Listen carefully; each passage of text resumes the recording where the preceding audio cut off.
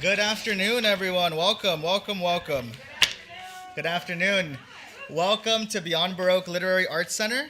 I'd like to welcome you all to a showcase featuring work from authors from The Offing, What Books Press, and the Los Angeles Review of Books.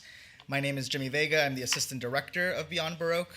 I'd like to start by acknowledging Beyond Baroque's presence on the traditional, ancestral, and unceded territory of the Gabrielino Tongva peoples.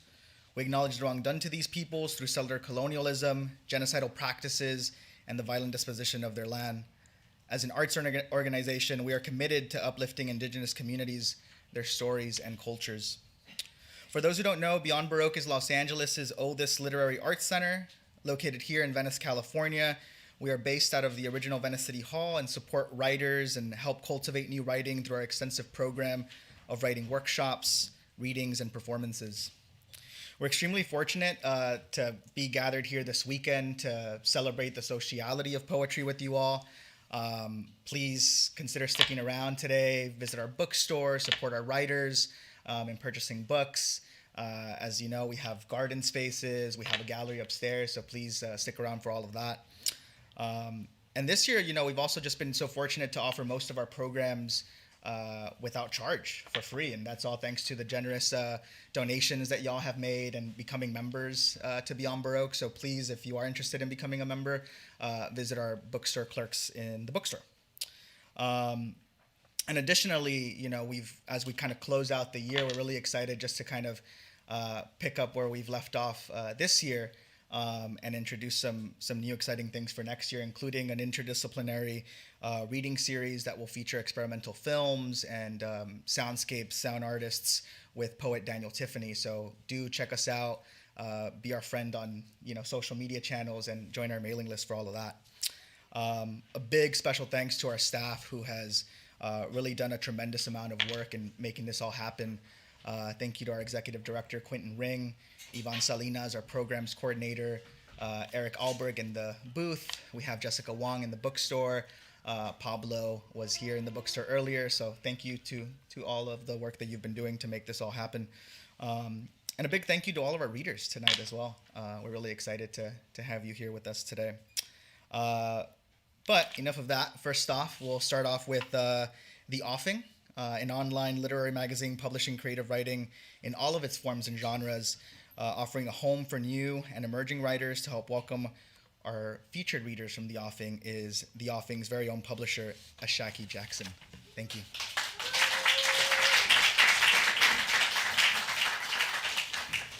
Good afternoon, everyone.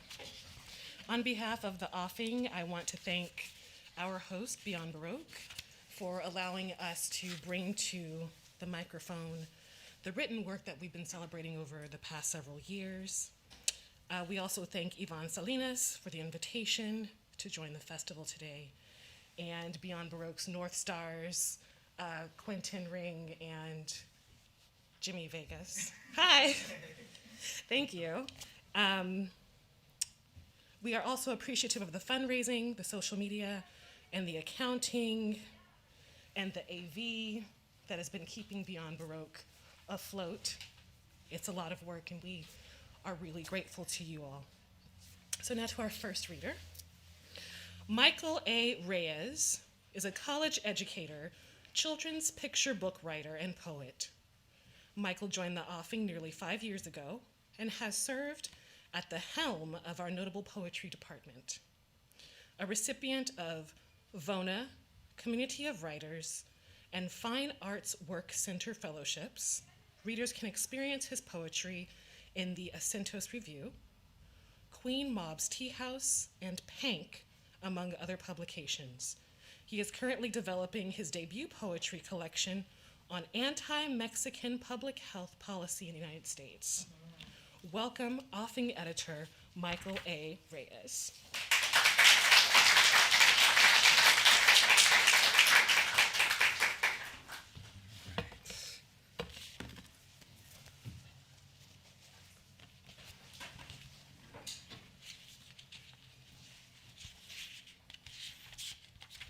Okay. Hi, everyone. Thank you for being here. Thank you, Ashaki. Thank you, Beyond Baroque.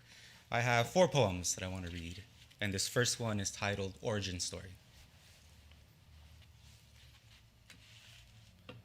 When his mood changes, the bedroom curtains will burst. One final red-orange fury. He'll call the black bee to balm his calves and hooked thumbs, cleanly licked to the bed, a globe of dustlight crowning him. He'll dream himself still, a trench shovel, no longer his back a broken desk in the dark, gathering cobwebs. I won't be there, nor invited at the end. Miles away I will grow thin and silent, gathering scents in the unaccompanied mug in the dish rack, draining alone. When I invent his origin, I will leave it quietly, neatly, in your ears like a small nest of spiders in the rafters of your dollhouse.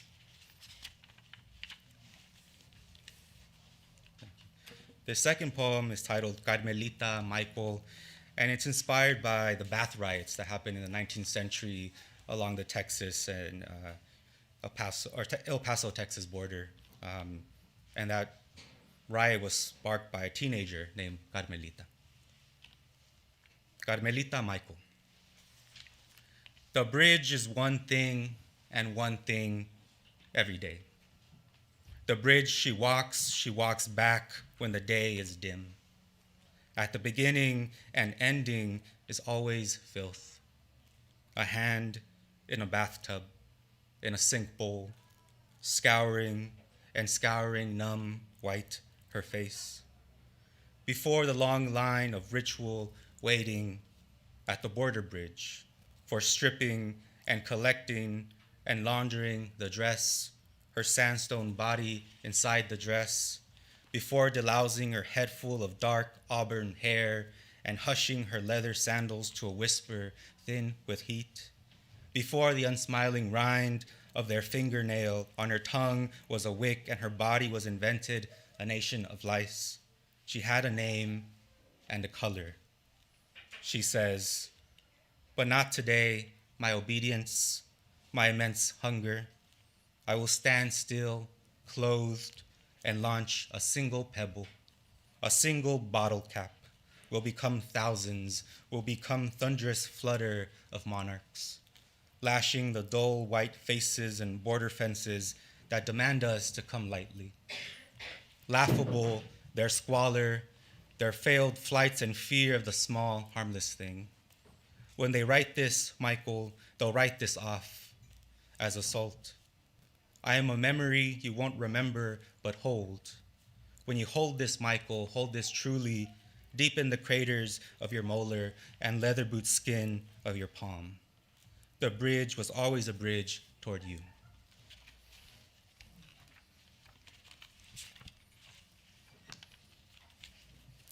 This next poem, poem number 3, is inspired by the poet Ross Gay's series of poems titled The Syndromes, where he uses language of diagnosis. Subtype number 2, washing. Management for the sufferer must be multifaceted, excessive, urgent, to prevent pigmentary changes in the hands. Whitening is imminent. Inedible variety of weeds may grow from their hands' fissures, likely a result of hasty scrubbing or touch-starved idleness. This subtype is characterized in all cases by ritualized, orderly decontamination and fear of latches, faucets, father's hands, and all body fluids. In extreme cases, abstract contaminants, such as evil or bad luck, or the voice of a dead authoritarian president. The sufferer says decontamination silences the teeth in their palms, tempers too the scatterbrain flies. The difference here between the sufferer and non-sufferer is poor punctuality, and more so, stiff greetings. This subtype is not to be mistaken by, but may certainly be an effect of, public health ordinances, toxic border baths, and flea camps. Most sufferers are not authoritarians, but somewhat likely. Most obey their chatty hands and remain remiss for 7 to 14 years. Most sufferers' hands will leather and lose function in late adulthood. better served as horsewhips or horseshoes. The lucky ones retain motion in the thumb. The luckier ones die early before onset.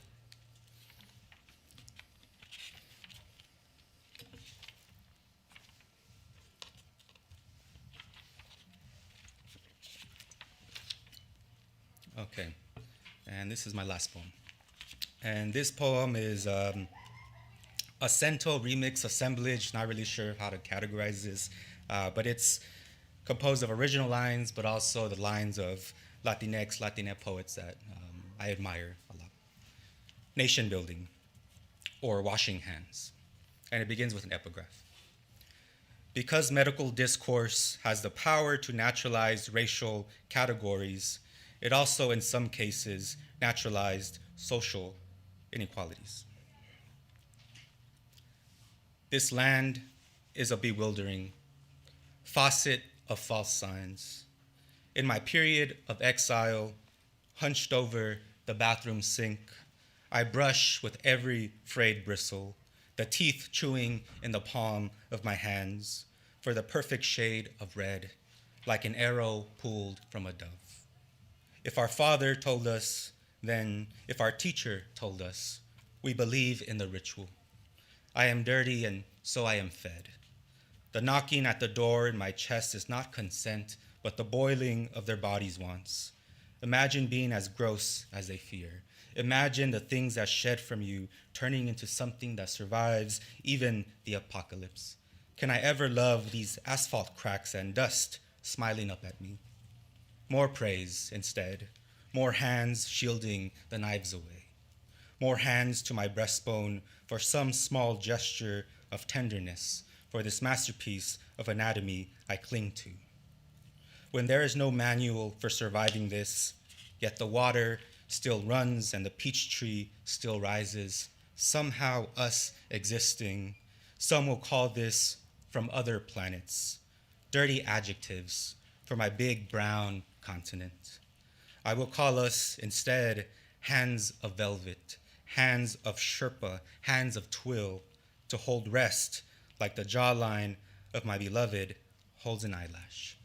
Thank you, everyone.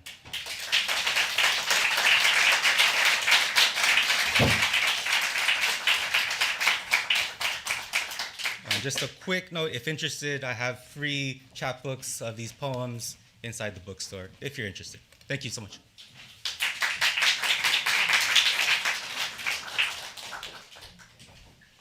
Thank you so much, Michael. There's so many wonderful lines in there that I will carry with me. I think you mentioned something about knocking on the door is not consent, something to that effect. I'm going to go ahead and take that with me.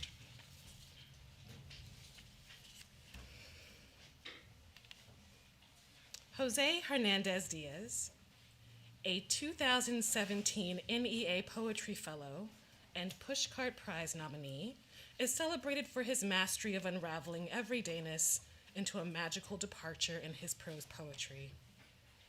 He is the author of The Fire Eater and the forthcoming collection Bad Mexican, Bad American from Acre Books in 2024. Readers can experience his work in the American Poetry Review, Boulevard, Colorado Review, Huizache, and The Offing, among other publications.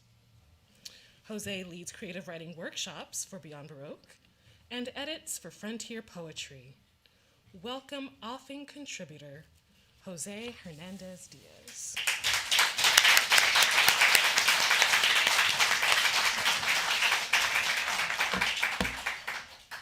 Thank you. It's always great to be here. It's my favorite spot in Southern California to read.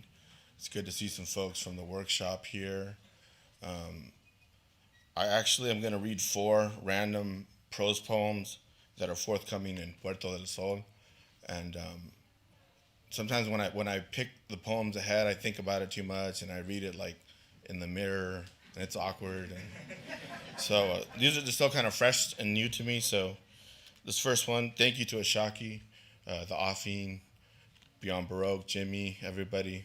It's like I said, this is my favorite spot to be, around other poets. This first prose poem is called the Mexican roses at the end of the world. As I finish showering and get dressed, I discover the world slowly disintegrating. I run outside. Everything is black and white, like an old television set. The sky is fading away, autumnal. I don't know what to do, so I grab my dog and run to my childhood home. When I arrive, I'm too late. My family has turned into a pile of roses. Red roses, green roses, white roses, the colors of the Mexican flag. I start weeping, but at this point I've accepted my fate. I watch as my arms inevitably turn into brown eagle wings. I'm an eagle warrior again, flying to the sun. I'm at home in the sky again, free again. This next one is called Coyote. I was looking at photographs of my childhood, and there beside me in every picture was a wild coyote. I don't remember having a wild coyote as a pet as a child. A coyote would have frankly killed a child, is what puzzles me. But there it was in every childhood memory. Apparently the wild coyote and I played on the swings together during recess. We shot hoops together as the sun set on summer days. The coyote even attended my first communion. The coyote always had my back, it turns out, and here I am denying its existence. At least I'll always have these old Polaroid photographs. See you in the next life, dear coyote. I haven't read that one in a while, so that was new to me too. This next one is called The British Phone Booth. I'm stuck inside one of those old red British phone booths from the past. In fact, the only time I hear about phone booths nowadays is when I'm watching boxing and the announcer says, "It's been one hell of a phone booth fight." For some reason that's funny to people.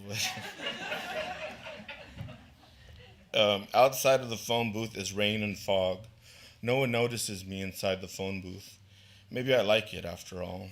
Nevertheless, I pick up the phone to call for help. My mother answers on the other line in California. "Try to smash the glass with your fists," she says. I smash the glass and London fog bleeds into the booth. I crawl out of the phone booth like a snake. I transform into a Shakespearean marionette, tights, trunks, facial hair and all. I recite the famous sonnets to the eager crowd that is gathered. I'm visible again. I take a bow. So this is my last one. I'm also reading 4, and it's called El Boxador. I've been a boxer since I was 5 years old. I grew up on the southeast side of town. No one really wants to live there, except us Mexicans. My father always wanted to be a professional fighter, but he mostly just watched it on the weekends with the beer. He worked as an industrial mechanic for 35 years.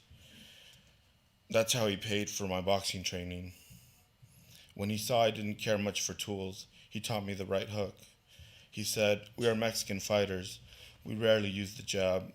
We are undersized, but our hearts are made of iron. We get in on the inside, like Canelo, fighting those tall, light heavyweights. We come from an Aztec warrior class.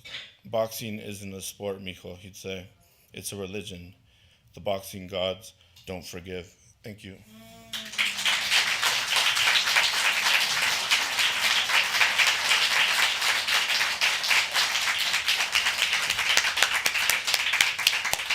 Thank you so much, Jose.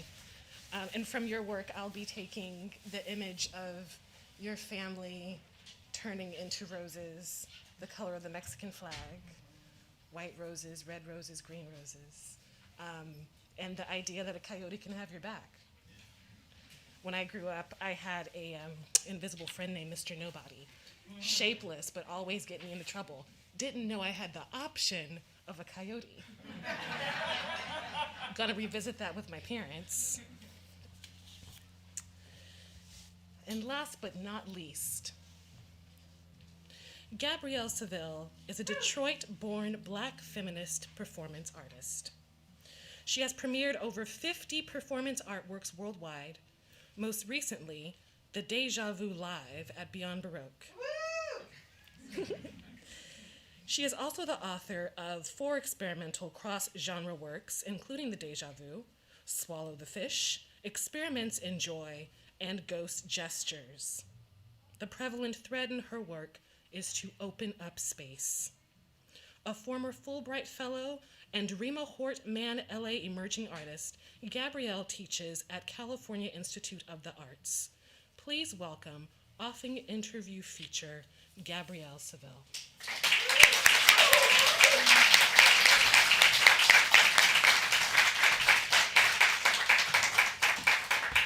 Thank you so much, and thank you, C, for that shout. I always appreciate a good shout. It's a delight to be here. I love being with the poets. I'm sort of a renegade poet in that my work doesn't always look like it's poetry, but it always is.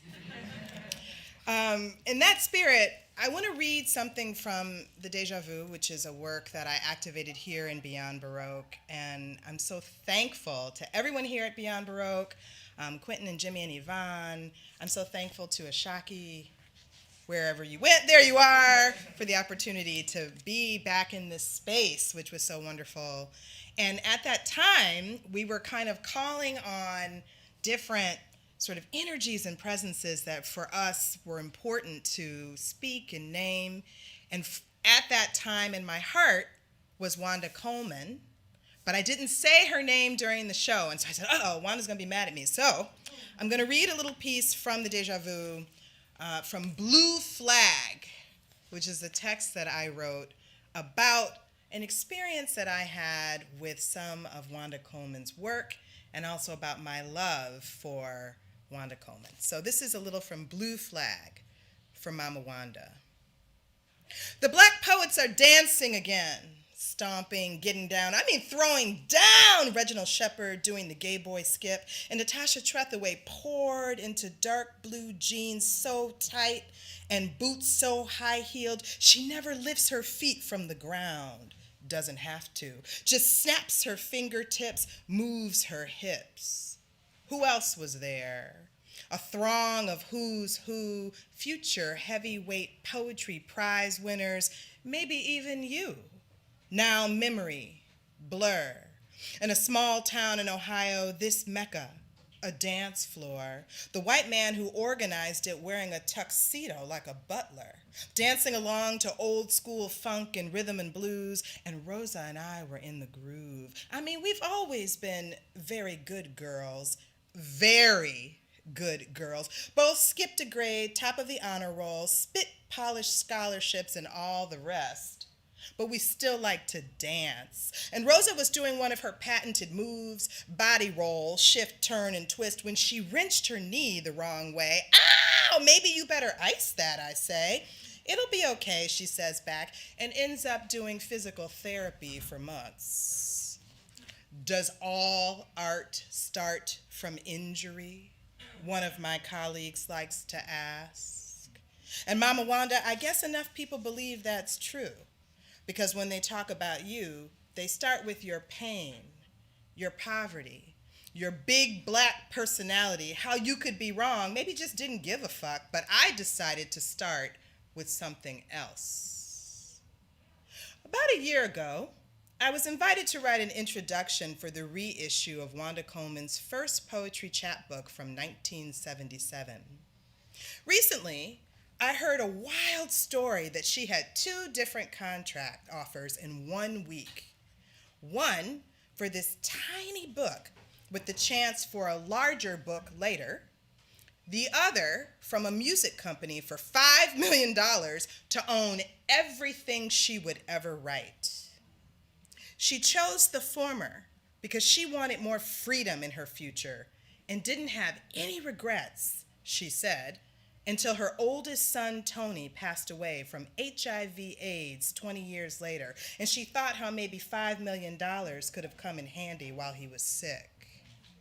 They weren't offering me much money to write this introduction, but I still took it as an honor to be asked. It seemed like a no-brainer. I love Wanda Coleman. I love her poems and her persona. She was a big Black woman poet, larger than life, equally erudite and profane. She wrote Heavy Daughter Blues, Bathwater Wine, and The Riot Inside Me. How many of you have read any of her work? That's what's up. Okay, that's what's up. I like those snaps. That's what's up. Her apocalyptic visions of Los Angeles were star-shot with gleam and Vaseline and replete with trickster dirty angels, quote, sipping rhythm and blues, bubble bath, crying, fresh, hungry, grinding, brown and tan mind, empty cavern and eagle overhead flying. There is a corpse down there to be eaten, end quotes. Wanda was surreal and keeping it real. Like Jane Cortez, she jazzed it. Like Ntozake Shange, she bluesed it. Like Sonia Sanchez, she reconstrued it. Even when her work was misconstrued or simply missing from the archive. Raw and mysterious, musical and blunt, Wanda has never really gotten her due. Now, they were asking me to pay homage. But in 2 weeks' time, because you know how poetry people are, they're going to give you this hard thing to do and give you 2 weeks to do it. But in 2 weeks' time, for an obscure, early, out-of-print text I had never read with a tricky word in the title, I wasn't completely sure it was a good idea. Have you ever wanted something so badly and then gotten it? And then found it hard to hold, hard to feel good deep inside it? That was me with LA. I hustled hard to get my SoCal dream job, but never wanted to live in LA. The earthquakes, the expense, the endless driving. LA was the thing that came along with the other thing. Still, I had wanted to come here. I still want to be here. What can it mean to open into something different? The possibility of being someone different somewhere else, in something else, especially if it's hard. What new California girl could emerge? Could I come to navigate mountains and plunge headlong into the ocean? Could I rumble around in a Jeep like Lori Petty in Point Break after she teaches Keanu to surf? I'm not a strong swimmer, but maybe in California I could surf. So what if the waist of my miniskirt would roll down under my brown belly muffin top and my bikini top would have to be plus-sized? Even if it's true that we bring ourselves wherever we go, maybe in Southern California I could be messy and wild. Mama Wanda certainly was. In her poems, she could cuss you out and kiss you at once. Shivering in bed in the desert night in my pretty apartment without central heat or insulation, I didn't feel that cool. I felt bone-deep, cold, pernicious loneliness. I had left my own landscapes, my time zones, my blood and chosen people, and needed now to make myself at home. To spend time with Wanda Coleman's poems could be a way to stake my own small claim in a different legacy of place. If I couldn't quite shine yet in LA on my own, I could bask in Wanda's glow, or was it heat? You'll have to read the rest to see how it turns out. Thank you so much.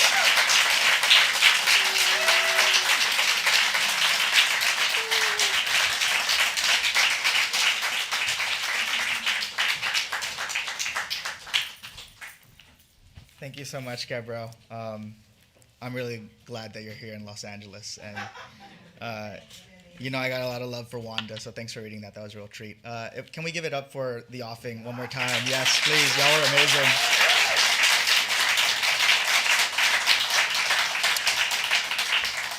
Thank you, Jose, Michael. Those were real generous gifts. And Ashaki, thank you again for being here with us.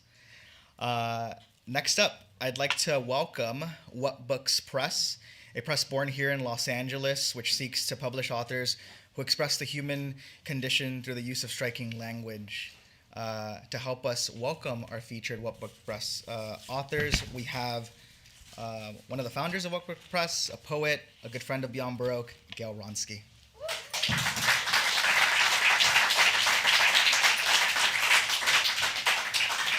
Okay, thanks, Jimmy, and thanks to Beyond Baroque for hosting this, and to the Southern California Poetry Festival. It's such a treat for us to be here, really. And let me tell you just a little bit about What Books Press. We started in 2008. A small group of writers and artists met at the artist Gronk's studio in downtown LA and decided to form the Glass Table Collective because we were sitting around a glass table. And so, and then we were trying to figure out, we wanted to do something, and we figured out finally that the most radical thing we could do, the most subversive thing we could do as a group would be literary publishing. I mean, really, it's not being published in New York. It's not being published most places. And so we, set about, forming and figuring out a way to publish books. And we have some of our founding members here in the audience, A.W. Dianuntis, all the way from Philadelphia. Yay. And Rod Valmore and Kate Hake and Chuck Rosenthal, all founders of What Books Press. We've got 3 readers, and also we've published now 41 books of poetry and prose in the years since 2008. Yeah, haven't made a cent. But that's not why we're in it. Okay, we've got 3 readers. Carolie Parker, I'm just going to introduce them all right now, and then they'll read. Carolie Parker is a visual artist and a writer with a background in foreign languages and art history. Her poetry has appeared in Six Finch, the Yale Review, Denver Quarterly, and What Books Press published her book Mirage Industry, a book-length collection of her poetry. She has exhibited visual work widely in Los Angeles, and her poems are just fabulous. They are not, they have not an ounce of fat on them. They're absolutely minimal and yet powerful, and I love them. Elena Karina Byrne is one of Los Angeles's most widely known and widely acclaimed poets. She is a Pushcart Prize winner and a Best American Poetry recipient, author of 5 poetry collections, including If This Makes You Nervous from Omnidawn. We published her chapbook, No Don't, which is an amazing book. Her poems, reviews, essays, and interviews can be found in Poetry, the Kenyon Review, the Paris Review, Plume, Bomb, and elsewhere. She is the programming consultant and poetry stage manager for the Los Angeles Times Festival of the Book. That's probably where many of you have seen her. And literary programs director for the Ruskin Art Club. She is now writing screenplays, which I can't imagine, given what I know of your poetry. They have got to be absolutely wild. And completing a collection of hybrid essays called Voyeur Hour. Mariano Zaro is the author of 6 books of poetry, most recently Decoding Sparrows with What Books Press. There are copies of these books, I think, in the bookstore. So Mirage Industries, No Don't, and Decoding Sparrows, which was a finalist for the, is that Housatonic, as in Houston? Yeah. Book Award, and Padre Tierra from Olifante. His poems and short stories have been published in anthologies and literary journals in the United States, in Spain, and in Mexico. His translations include Buddha and Llamas by Tony Barnstone and Como Escribir una canción de amor by Xole Wolpe. He's a professor of Spanish at Rio Hondo Community College in Whittier. So please welcome our 3 poets.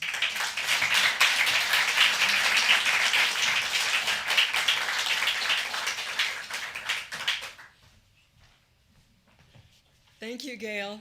That was a generous introduction, and thank you to all of you for being here. I was totally awed by the offing reading. It's going to be a hard act to follow, but I'll do my best.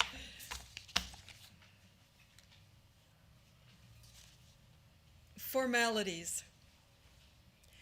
He fills my plastic cup at the cooler, tests it on his left cheek to check the slight chill at my center. Or the warming. It depends on my head mornings. The tilt of Earth's axis, or the crack up capping the planet. I fill his plastic cup with water, test it on my right cheek, close enough to feel the the heat. I waver as to the degree we even feel it while whirled around by the planet. And then the next one I'm going to read is from the book that was published by What Books? The cover is by Gronk, whose drawings I think are incredible. I love them. All of the What Books press books have his drawings on them. So it's called More Enlightenment Ideas. I like a fine incision, a field of moving rain, flat black thunder.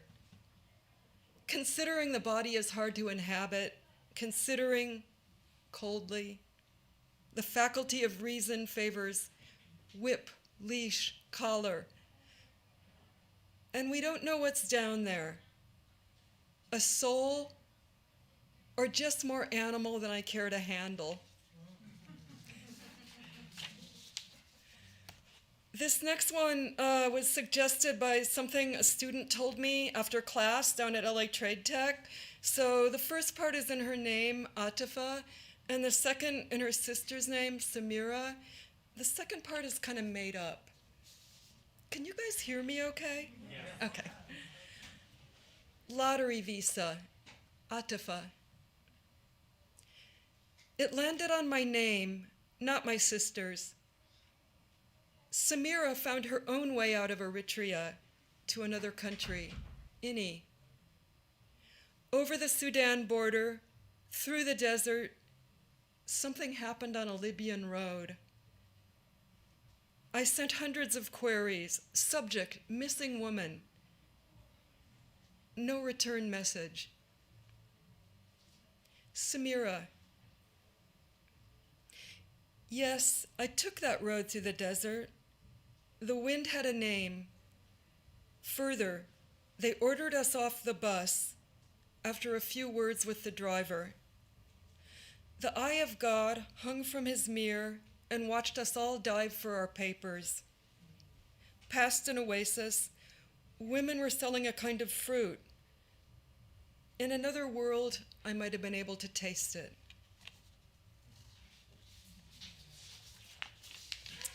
And then this one was sort of also suggested by my experience at the college teaching an art history course. So it's called Art Appreciation Curse. The cool burn of jacaranda changes the quad, blue to purple.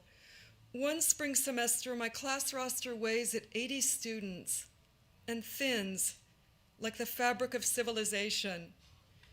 Greece, Rome, early Christian, jam at a church door, souls line up to be judged. Like it were all rigged, the standard college essay, losing points as days pass. Leandro writes the most lucid paper on the rape of Persephone at Vergina before he's pulled out of the auto body program and sent back to prison.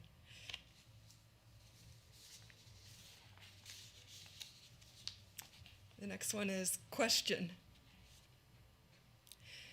How does the soul sync with the extreme symmetry of the body? Snap to its socket, lock down, or load for the passage from eye to heart to the lower quarters.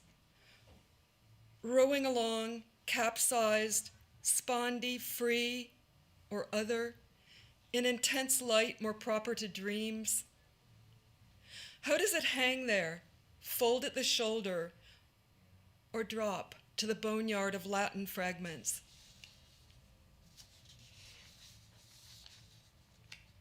So I have two more. This next one is Untitled Clear. When dreams are transcribed into language, they're almost pathetic. Birds plucked by torments, as words hop along in sentences trying to explain what it is to fly, how to stop the desert from spreading, whether a wall of trees could block it. But enough of this tangent. Back to the dreams, where flying was the original subject. And then I'll finish with Temblor. I was always super afraid of earthquakes coming up in California. Somebody else already mentioned them. Yes, you can run to the psychic on the corner. Just so you know, I've asked her my own questions.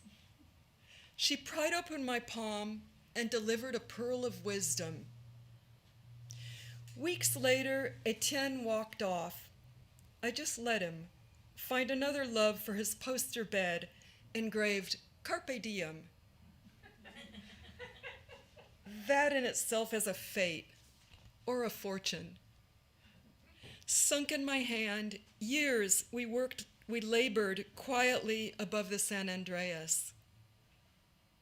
Why didn't she see it? Graze her long lacquered nail over my palm, stop at the fracture, and casually mention, it could happen. Oh, thank you.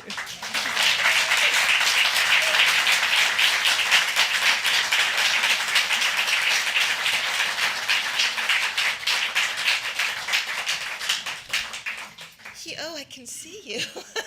That's unusual. Huge thanks to Beyond Baroque, and as you know, they are the center, the literary center of Los Angeles, and Quentin Ring has done such an amazing job of sort of pulling it all together and recreating it in some ways, and that's one of the reasons why the center's lasted so long. And a huge thanks to What Books Press. I love being on the board. I love being one of the collective writers. We have some amazing authors like Karen Kevorkian and Amy Uematsu, or Poet Laureate Lynn Thompson, Ramon Garcia, just to name a few. So please make sure you look us up. And I'm just going to read from a selection of works. I'm going to start out with a little bit of a rant.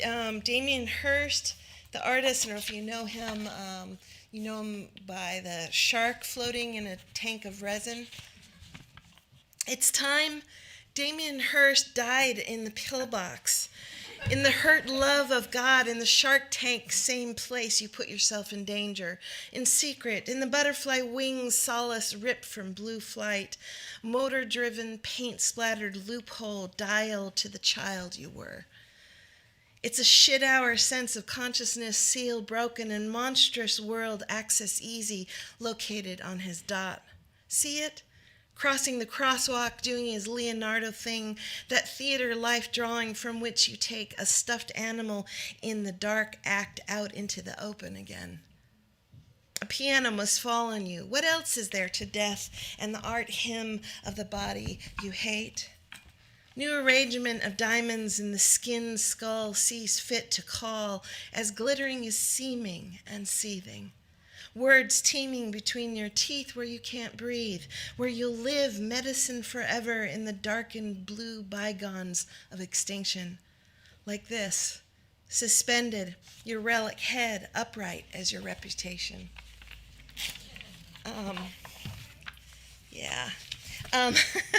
The next one, the title in any case, The Discovery That Fruit Flies Sleep, belongs to Patricia Churchland, Touching a Nerve, the Self as Brain. In any case, the discovery that fruit flies sleep tells us something about that 8-year-old boy, his somnambulous lack of reason for a blind bargain, for walking right out of the house to open the pig pen's gate, to letting them go like an anthem. Just when we assumed all thinking was tied to daylight, where the sleight of hand language entered us. Take home the 1500s phrase, pig and a poke, cat out of a bag. Secrets have a way of rising with sleep, like my brother, who ran for his life from our front door, then stopped at the Dark's dugout canoe more than once. Whoever fell down this dark well wandered into the wrong neighborhood dream. To sing like an overripe pumice fly, vinegar fly, wine fly, you must remember Darwin points to how remarkably ancient, evolutionarily speaking, sleep is. When you forget, you're no more than a child from parents, a larkspur cluster of stars, one state of mind, and stupefied animal brain's bad habit dredged from the horsefly lake. Ancestor click of the tongue, Thrum's dozing first cousin, mother shed shut eye, and that flinch of wind through the plum trees like a second insight. The next poem is an elegy for my sister. Lynn's car washed violently down off the cliff. I take the penny from father's hardwood drawer.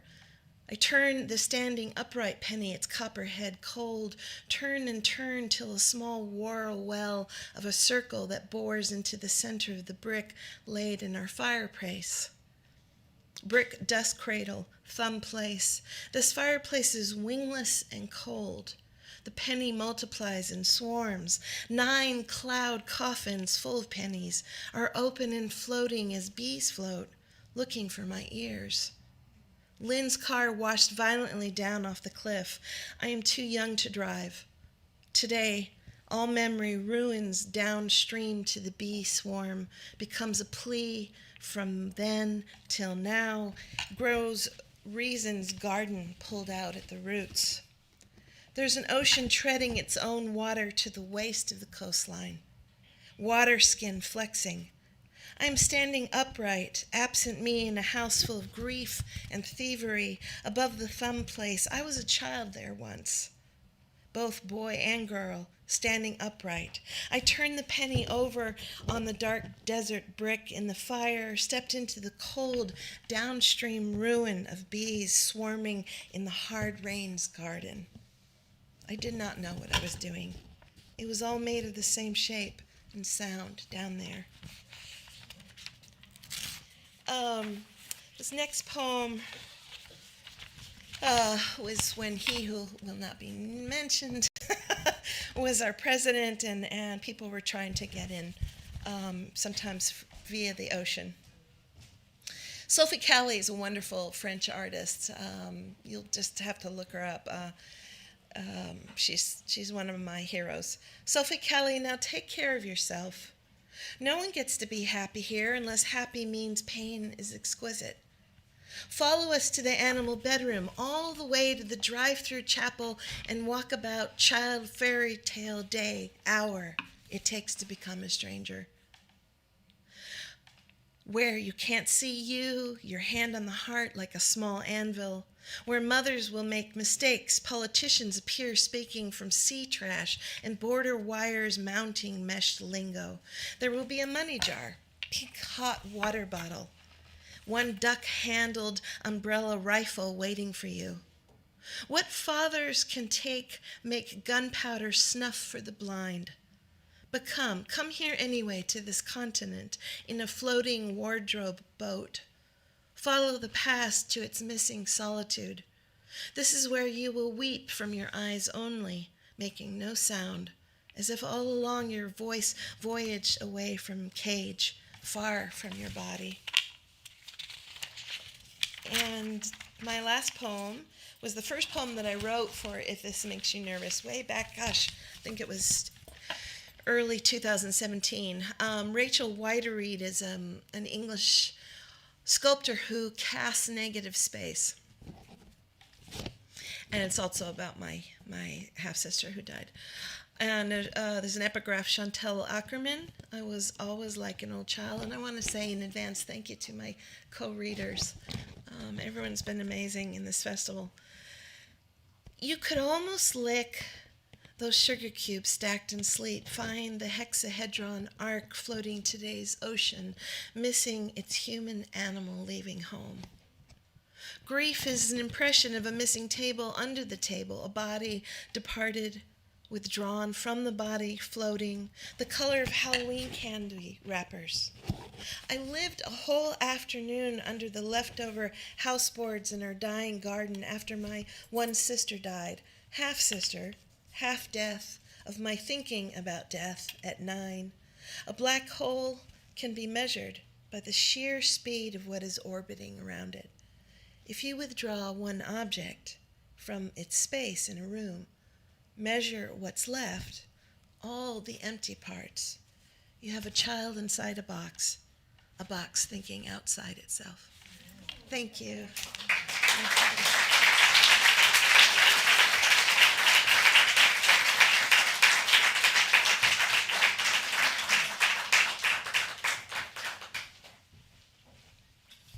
That was wonderful.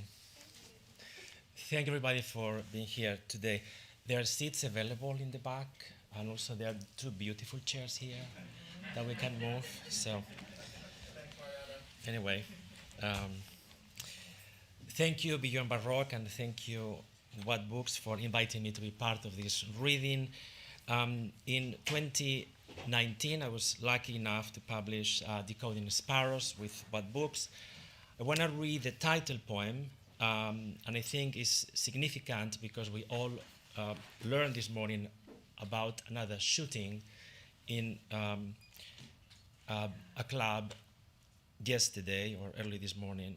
And this is a poem about my father, a farmer in a small town in the north of Spain, talking to me when I was very young, and he talks about birds and the many forms of nature. Decoding Sparrows.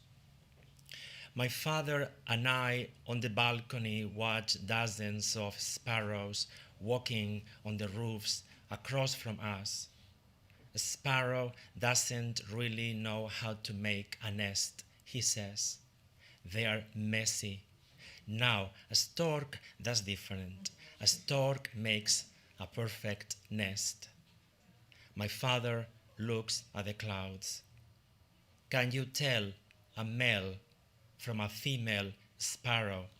He asks. No, I can't, I say. What do they teach you in school, son? He says.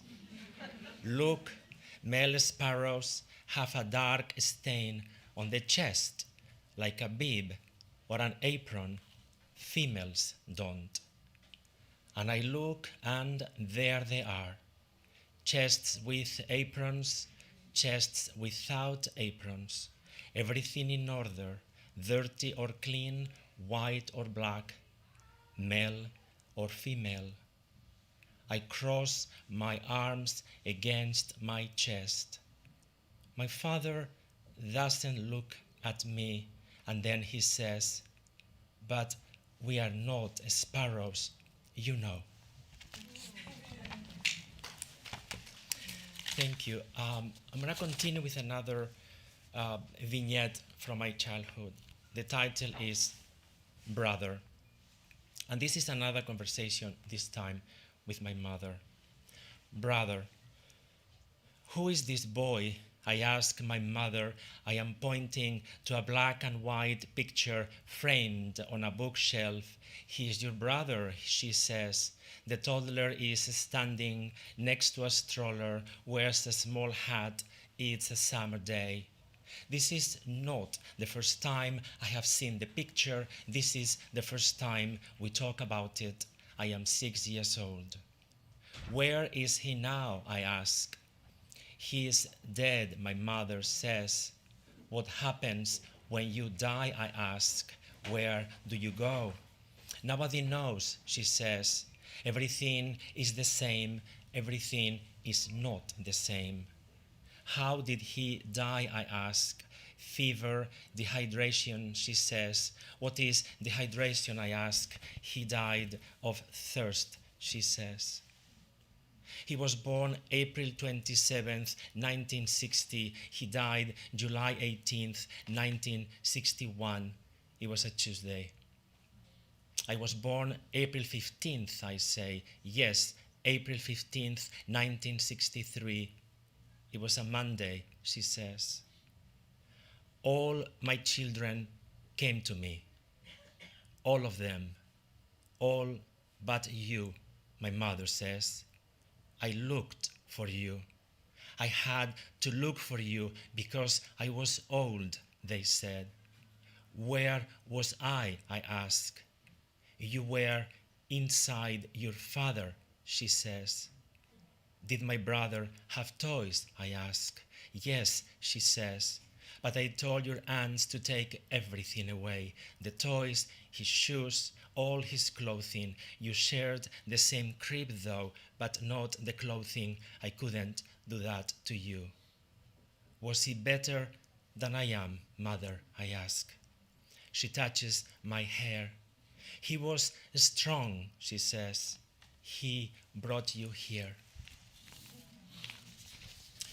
After the diagnosis.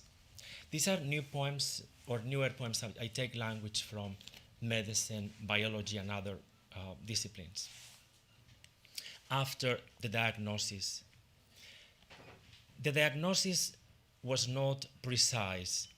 It was not a name, an acronym, and a statement. For him, it was a noise. Time will tell. Maybe some of the tests should be repeated. This is a diagnosis by exclusion. A spinal tap, lumbar puncture has been helpful, not always in similar cases, but it's painful, you know, and it wouldn't change the treatment. Perhaps you are in the very early stages of something, and you already have been referred to behavioral health services. Last month, we have support groups, counseling. We are not going anywhere. We have checked all the boxes, haven't we? That's when the patient left. Then he took a train and another. He thought that moving will move the symptoms away, that the distance will create a space like a valley or a meadow between the body and its pain. They have seen him helping the homeless, cleaning their wounds with gauze and ointment. They have seen him hitting a dog with a wooden stick. They have seen him in museums, standing in front of paintings without blinking for a long time, as if beauty could cure anything. They have seen him kneeling before altars, burning fires on an empty beach at night, waiting for the worries to dissolve. He only wants to forget the symptoms without trying, like when you change trains and you leave behind your lunch box with a half-eaten sandwich, or a book you are reading, the ticket tucked between two pages, or an old umbrella.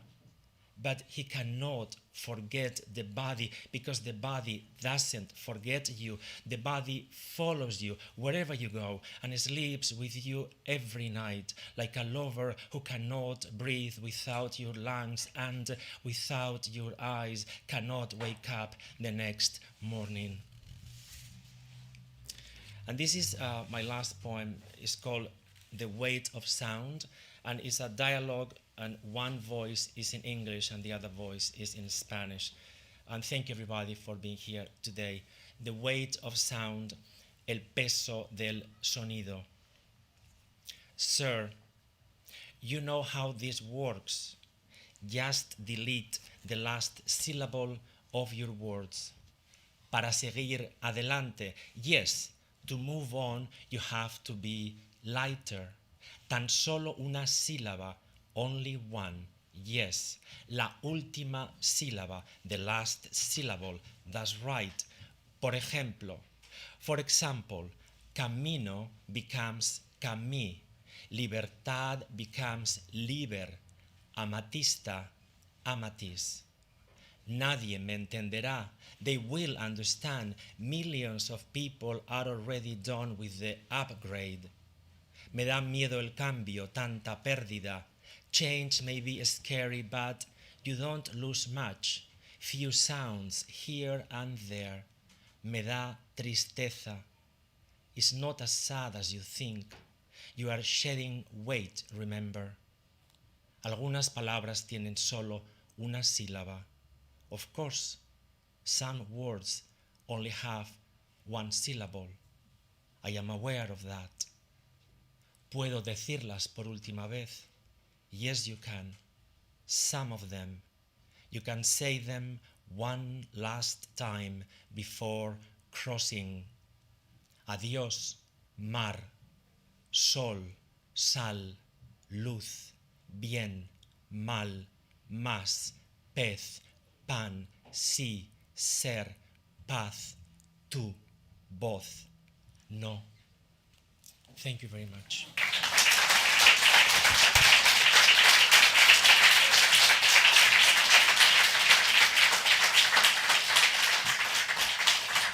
Thank you, Mariano. Carolie, Elena, it's always a pleasure to have you back here, at our home in Beyond Baroque. So thank you for all of that. And yes, I've always enjoyed the What Book Press covers with Gronk's work ever since I got my hands on Karen Kevorkian's Lizard Dream. So continue doing what y'all are doing, because y'all are fabulous. And did I mention that there's books in the bookstore? So please check that out. But lastly, and certainly not least, we're excited to welcome the Los Angeles Review of Books, a nonprofit organization dedicated to promoting and disseminating rigorous, incisive, and engaging writing on every aspect of literature, culture, and the arts. To help us welcome our featured readers from the Los Angeles Review of Books, I'd like to welcome managing editor for the Los Angeles Review of Books, Chloe Watlington.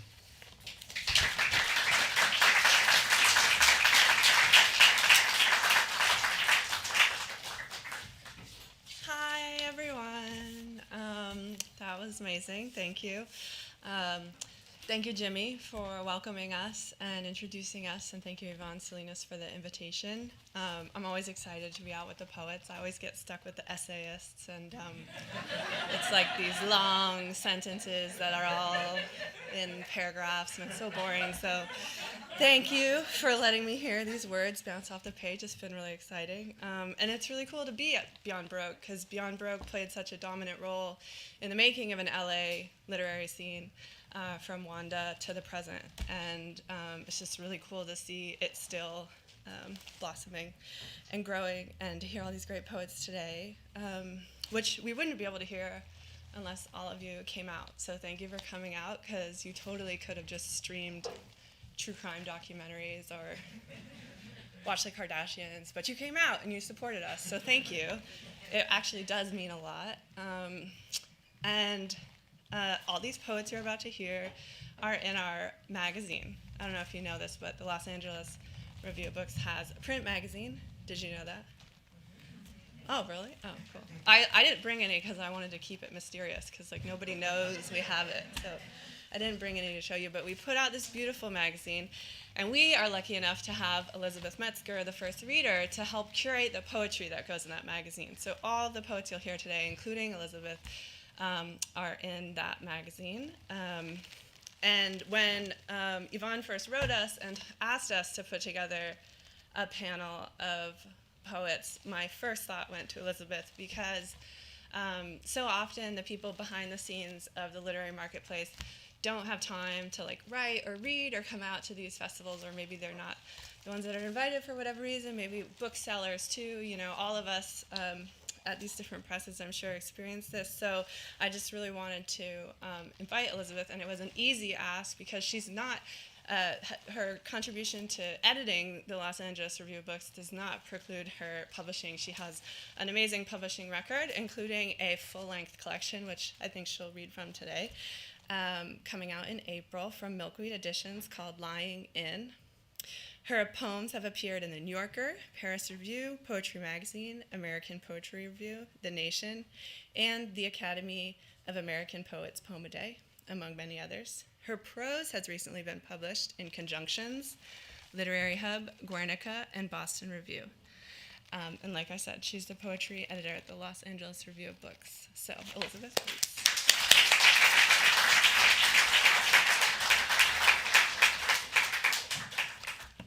Thank you so much, Chloe, and thank you so much to Beyond Baroque. It really has been such a pleasure to listen to all of you and to see all of you here, and an extra pleasure, as Chloe hinted at, that I get to not only be an editor and read with two of the poets I so admire, but that I actually get to read alongside them is extra special. And I did bring a copy in my bag, so the mystery is revealed. I'm going to read 4 poems from my collection Lying In, which is coming out in April. But these particular poems actually first appeared in versions in a chapbook that I published called Bed, so that's why they're in a little book here. The first poem I wrote in LA on bed rest with a high-risk pregnancy, and I couldn't really imagine becoming a mother in LA because I had never lived here before, and here I was sort of secluded in a room. So I had to imagine the space of the playground, this imaginary space where my future potential child and my past child self could sort of consider each other. You've been on Earth so long already. All my life, all I've wanted was to be myself and someone else. Not theirs, but them. My shame about this greed made me hesitant with other children. I wanted what they wanted, but apart. I tried to make it, spooned what I could into shallow mental dishes I stacked all night and poured through my neediest hole, which opens only for medicine or extreme misunderstanding.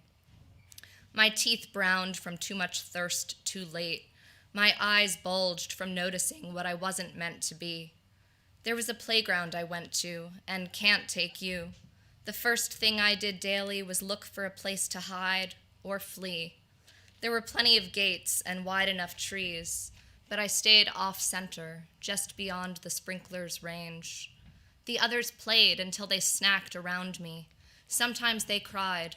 Sometimes they looked consoled by what they couldn't have. No, not now.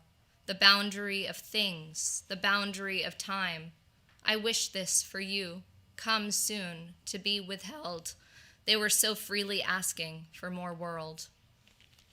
And I have to apologize that my voice is slightly fried. Yesterday I taught a 4-hour class and I somehow lost my voice, and the only good thing about it is that it was in the service of poetry, so. This next poem is called The God Incentive, and it's about the instinct to believe in God, even if you don't necessarily feel like you're a believer at those moments that are most terrifying. And I always felt that this was a little sacrilegious of me, that I'd find myself praying in turbulence. But I decided to embrace that instinct as maybe as important as the God itself. The God Incentive. He kept me through childhood. There was a reason he kept me from sin like a biscuit warming in the oven. It's okay, I tell the rain, to keep him a theory, but bring him down once in a while. It's okay to be honest or selfish, but find the spot where you sink a little into the velvet stadium seat of secrets other secrets have rubbed away. See, I have been alone and didn't know it, waiting on the inside glass of a trafficked world where one mistrust passes another with a long yellow horn that no hand can quiet. Something other than science is pressing down on my night watch, saying, sing here instead of signing off this hour. Ride the hard part. That is the good part, as many holy animals know. This next poem is an elegy for the poet Lucy Brock-Broido, and I sort of laughed to myself that at the Southern California Poetry Festival she would come to mind, because Lucy was a poet. If you know her work or anything about her, she was almost allergic to sun and warmth. She only wrote her poems in the dark of winter.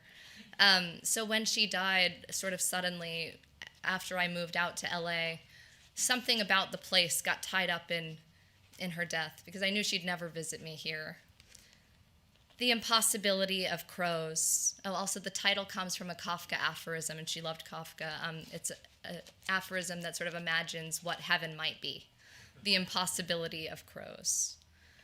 Your death has just begun, but it is not spoken of. It speaks in odd weathers like a second first love, as if the snow could fall for real here, as if you would deign to visit me through sun.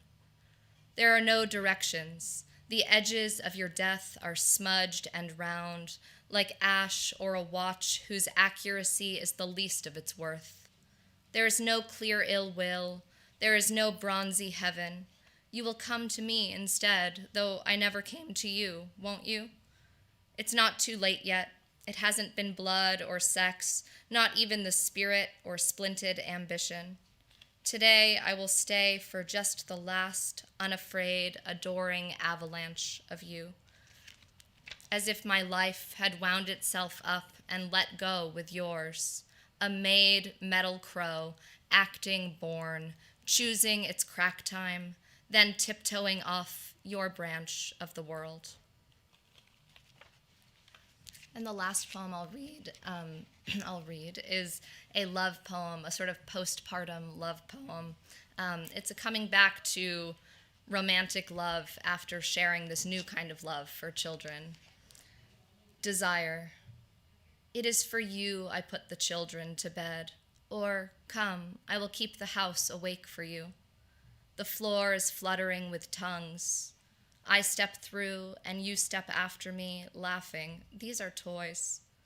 Isn't it obvious how we've changed? I have no more use for pure feeling. You escape directly behind my head. Little vitrines in the closed museums not being looked at. I would die to be their objects. The children left me. You say they came. What could you possibly do for my body when I am in two separate rooms, breathing? Thank you so much, everyone.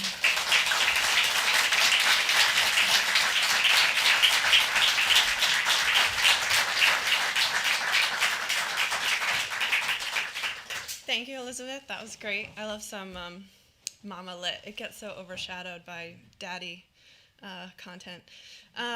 Cool. So Anna's next. Anna Journey was in our Cannibal issue, right? I think. Yes, Cannibal issue of the LARB Quarterly.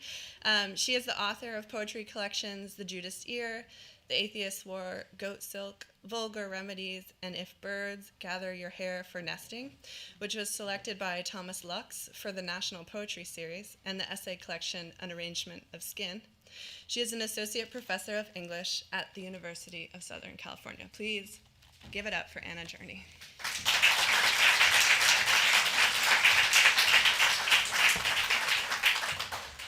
Thank you.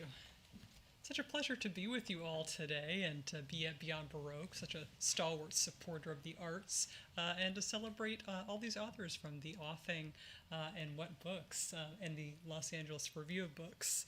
I'm just going to read a pair of poems from my new book, The Judas Ear.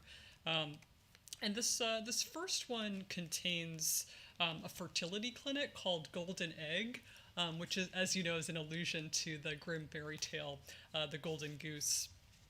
Golden Egg. Name of the donation agency which made me, the goose, 22 and waiting tables at Bacchus on Meadow in grad school. I had to inject myself with hormones each day for a month to prod my ovaries. $3,000 a batch, I'd told my boyfriend, dropping the egg donation forms in his lap. I'd ignored his protests. You've done way too much acid. Your eggs are mutants. And filled out the questionnaire. The only part of the agency's paperwork that made me shiver was when I had to pick the photo for my donor profile. The picture that showed me at my most blue-eyed and strawberry blonde, my zenith of pink-cheeked and monetizing cuteness. I knew which one. I had my mom mail it. No explanation. Me, 3 years old, in overalls of lilac corduroy. I'm holding to my ear a toy rotary phone's red plastic receiver as I pretend to talk to my granny. One chubby finger loops and loops through the spiral cord. My huge grin, both rows of baby teeth exposed. After donating eggs one time, which paid for 6 months my rent, I tried not to think about it. The photo, which over years has grown into them. Children I never wanted. I want you now to know one thing. You can find me in the rhymes of every rockabye night your real parents spent by your side, soothing you. I'm not real to you, not a whole body, a partial body, a scraping, And what does that make me? Don't try to find me by spit, by genetic sleuthing, by are you my? I hope you have all of your fingers, your toes, that you love the old stories, those about the dark forests and the children who survived, like Moses. I'm the golden goose who dropped you into someone else's basket and flew. And I'll just read one more poem. This last one is about an interest the late actor Luke Perry and I have in common. And it has a longer title. For the actor Luke Perry, who chose to be buried in a biodegradable funeral suit infused with mushroom mycelia. Luke, I've been thinking of your green burial lately. The taupe shapes your afterlife must take as it grows in soft lobes up sassafras, black walnut, and beech trees in Van Lear, Tennessee. Your family kept your gravesite's location private, so some punk won't pilgrimage there, hoping to pluck the clusters of shiitake or white button you've become, the enoki or reishi. Luke, you know the bodies of Italian saints displayed in snow-white coffins of glass for tourists to gawk at in Rome? I never saw God in the magic of an incorruptible corpse, which of course has always been a performance. The prune-textured flesh of St. Paula Frazinetti, regularly bathed in carbolic acid for the last century. Roman Catholics used to believe holiness could keep a saint's body from decomposing. But Luke, I like your attitude. It's less, can't take it with you, more, please receive this gift, this body of holy compost, alms for the wounded planet. Luke, I should tell you two things. The first is, a year or so before your fatal stroke, and during an earnest craze I'll call my mushroom phase, I bought myself an infinity burial suit, courtesy of my university research account. Same shroom-infused pajama-like model you later got in biodegradable black cotton. Like other expensive formal outfits I've worn only once, it hangs among cocktail dresses in my home office's closet. The second thing is, as a child I owned your effigy, your image cast in plastic for Mattel's 1991 Celebrity Barbie that portrays your character on Beverly Hills 90210, the sexy rebel Dylan McKay. Confession. I once dressed and undressed you, Luke, and I saw what I knew, even at 10, wasn't every body part. Just a tan band between your hairless thighs, smooth and neutral as a roll of packing tape. By now, Luke, I've seen more detailed rolls of packing tape than that, and all your parts are now part of the big mystery, freer than St. Paula still stuck in her carbolic myth. I've learned some mushrooms enrich the topsoil through their role as decomposers. They help break down rotten logs and dead animals.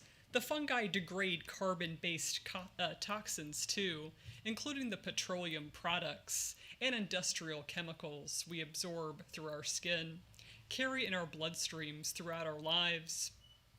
One of my favorite fairy tale illustrations is a lithograph by Russian artist Ivan Bilibin, his portrait of Baba Yaga, the Slavic witch, who hovers in her airborne spice mortar above a crop of red-capped toadstools in a mossed wood. The framed print hangs near my kitchen's stainless steel gas range, that mix of the old world and the new.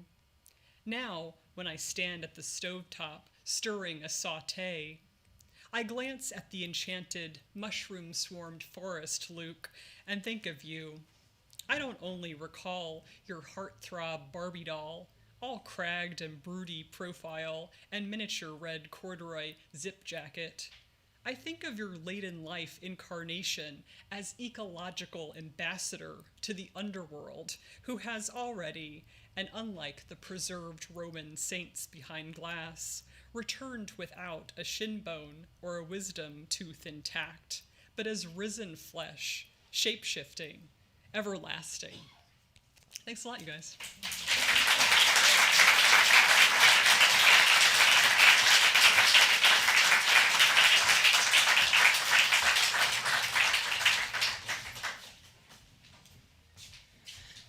Thanks, Anna. That was great. The nature mycelium themes are a good reminder to check out the garden after the last reader, as well as the bookstore and the gallery upstairs. If you liked what you heard, continue to follow, like, and subscribe. Offing, What Books, Larb Quarterly.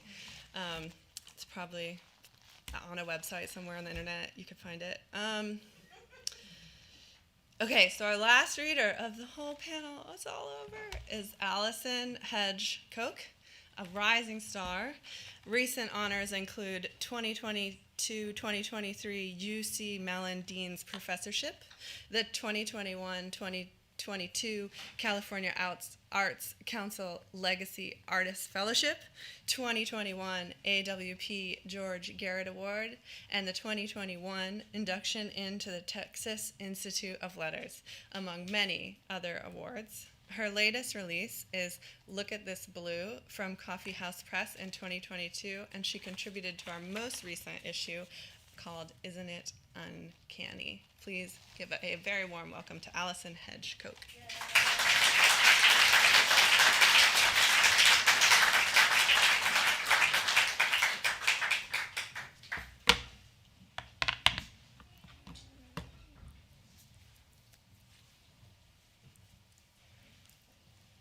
Thank you for including me. It's an honor to be here, and everyone who's read today was stunningly beautiful, and I just loved it. Okay, this is a little bit from Look at This Blue. Look at this blue, Arctis blue butterfly from the sand dunes of San Francisco, the first known American butterfly to become extinct due to humans, first known. Redwood burls, cut like blisters, shaved from trunks, poach life source from root, killing giants in knobby growth removals, baseline canopy height, bud tissue, unsprouted genetic code, clone of parent tree emergence. A barrel at my mouth ready cocked was held there by my baby brother's bare grip. A lemon wedge, half moon popped over, flat consume shallows, over sweet sound, low rustle and loady water, chortle trill, night language from standing cranes, sandhills. They've been there all along, standing still, knee-deep in station pools. Orion was hovering eastward, drawn, readied. Someone slinked past the door jamb, each chokehold failed vaporance, cognizance. In a world fast shaking herself loose from diabolical torrent, rising throttled song above throttled breath, choked out between calligraphies, madness clenched fury, unfurled release, misery met in each pummel break. It's not over. Sleep in despair, sleeping moth-tongued, unrolled against central incisors, human-throated, deep yearns for saxophone, trachea windpipe, sandhills chortle, the only saving grace here. The wetlands marshaled, there's nothing here on guardian watch. Riverside, reaching back for a slip skateboard, he was hit so hard he flew while braking. A crow above whose wings were sunning swooped at the same time the car careened to halt on Martin Luther King Road, near Borwell Park, east side, where the speed limit suddenly increases while approaching two close crosswalks leading to homes from Stratton Community Center, Bordwell, Emerson Elementary, east side, black, brown kids, elders. Anyone can see. Someone once worked this out. It's all going to burn, says the man accused of setting holy fire. First, the puma in Santa Paula, palm branch, then coyotes, fox, rabbits appeared. Birds overcome sky, plume, then the entire yard, a carpet of undulating fleas, so thick wrapping bread bags over our feet and ankles, barely made it passable. Everything escaping heat from the fire-stormed arson. 120,000 acres, blanket-fired, Los Padres National Forest, and more, choking like the child they found, still hung there. Sleep in the dream of bettering world, What we carry howls, boggling. Her cheek contorts in flame, unfanned yet fanning. She eclipses all asunder, all broken. Scarface vision in temporal melt. Somewhere on my left face, you can still see where it was sewn back on. On the right, the line across the eyelid, where it was sewn back. On the abdomen, the lines, where it was sewn back. And somewhere on my right hand, where it was sewn, all the heres and theres were sewn, all the labia biopsies, removals, explorations, and assaults sewn. What we carry weeps wet-haired. Her cheek contorts when sprayed by guard, and from the first time she attempted, her neck ached. Meanwhile here, a third body is found in the Baldwin Hills fire. There's more missing. Arson again. Someone is out there. Look at this blue. Palo Verde's blue from the Palo Verde's Peninsula. One of the best claims to being the world's most rare butterfly. First thought extinct by development. The newly returned lays egg on deerweed. Notice the patterning on the underside of her wing. Remember along the way, the murdered sow bear. Her cubs were taken for claws. We're all just symptoms of something massive, faster, over. They're killing us. Weaponizing nature, sanctifying arms, consecrating each trigger-flexed hand. Dad, remember, he was in his 80s, up on the trailer roof, a sprayer in hand, fighting back the ignition, not leaving till everyone leaves. Or the time he battled out of being rolled, just smoothly turned his cane horizontal and asked the punks who would like to join him when he dies soon enough, until they scrambled across the Kmart parking lot. Trigger turned to my face, every right to bear bitter, every night scheme daybreak flashed. There was no need to fictionalize this dude. He is what he is, what man made, what man.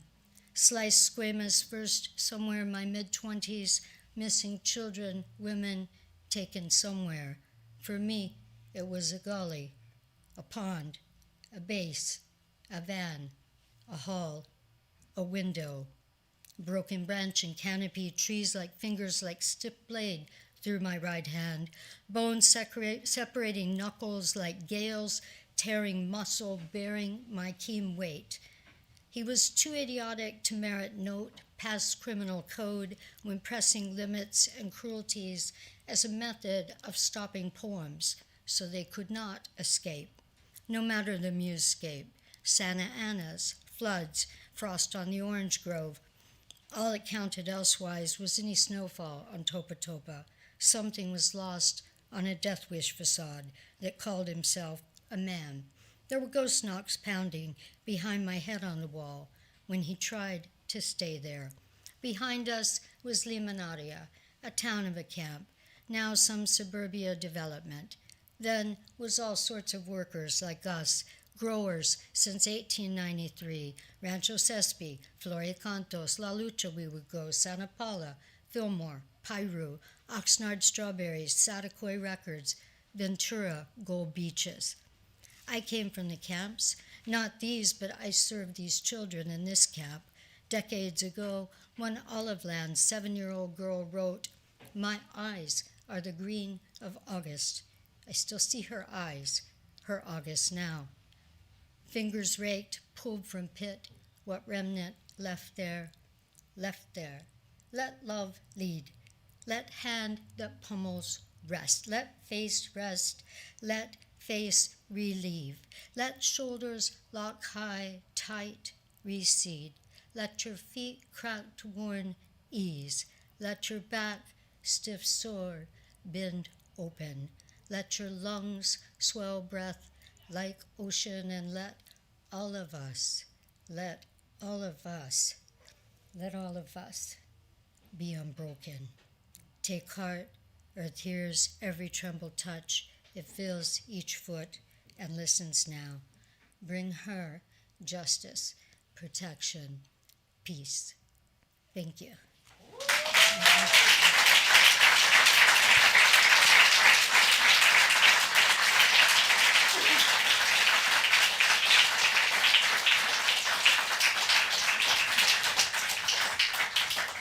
Allison, thank you so much for that wonderful offering, and Anna and Elizabeth as well. Thank you so much. I've had a really good time being here with you all today. I do want to make an announcement. I'm not sure if we're there yet, but there is talk about a taco truck right outside, so I welcome you all to stick around. We do have 2 more programs today featuring contributors from Best American Poetry, and a special conclusion to tonight with poet laureates and friends. So please do stick around for all of that. One more time for the offing, What Books Press, and the Los Angeles Review of Books.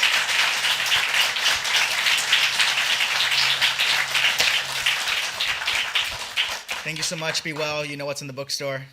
Have fun and enjoy. Thanks.